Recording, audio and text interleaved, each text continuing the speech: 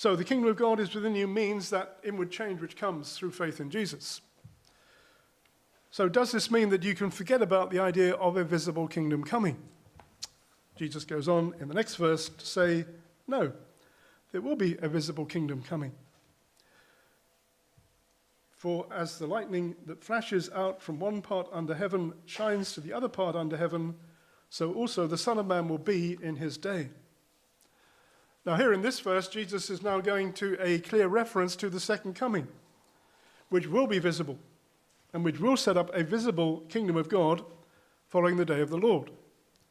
Then the Messiah will reign on the throne of David from a restored Jerusalem in what we call the Messianic or the Millennial Kingdom age. I did a talk on this last week, actually, so in the evening, so if you want to know more about it, tune in to the last week's talk in the evening service. But this event will bring this present age to an end.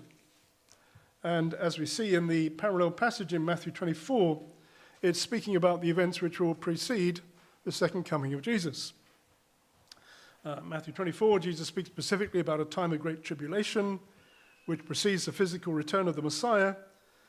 And it also repeats Jesus' command not to be deceived by claims of the Messiah appearing on earth in some visible form before his actual return. In Matthew 24, verse 23, it says, "Therefore, if anyone says to you, 'Look, here is the Christ, the Messiah,' or 'there, do not believe it. For false Christs and false prophets will rise and show great signs and wonders to deceive, if possible, even the elect. See, I've told you beforehand. Therefore, if they say to you, 'Look, he's in the desert,' do not go out, or 'Look, he is in the inner rooms,' do not believe it.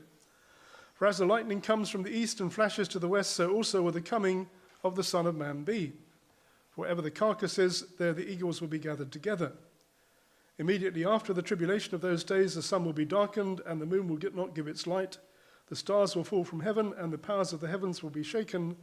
Then the sign of the Son of Man will appear in heaven, and all the tribes of the earth will mourn, and they will see the Son of Man coming on the clouds of heaven with power and great glory." In this passage in Matthew, Jesus extends what he said in the bit we just read in Luke. Says that don't go after false Christs who are going to come and show you even great miracles and say that the Messiah is here in this place or in that place. And you've seen a few examples of that in modern times. People saying that the Messiah is this person or that person, going out to some place where you can get great enlightenment and have a great experience of God. And they may be deceivers who are leading you astray. Don't go to see a visible kingdom, because the visible kingdom is going to come only when Jesus comes back in power and glory. And he says here that he will come. He says the sign of the Son of Man will appear in heaven. The tribes of the earth will see the Son of Man coming on the clouds of heaven with power and great glory. In other words, there's going to be a visible kingdom which was going to be seen by the people who are alive at that time. He's going to come this time not as a suffering servant. He's going to come this time on the clouds of heaven with power and great glory. Clouds of heaven means the Shekinah, the glory of God. He's going to come with power and great glory.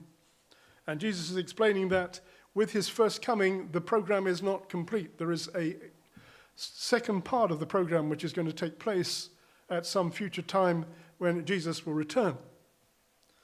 In the meantime, you have a good job to do to preach the gospel.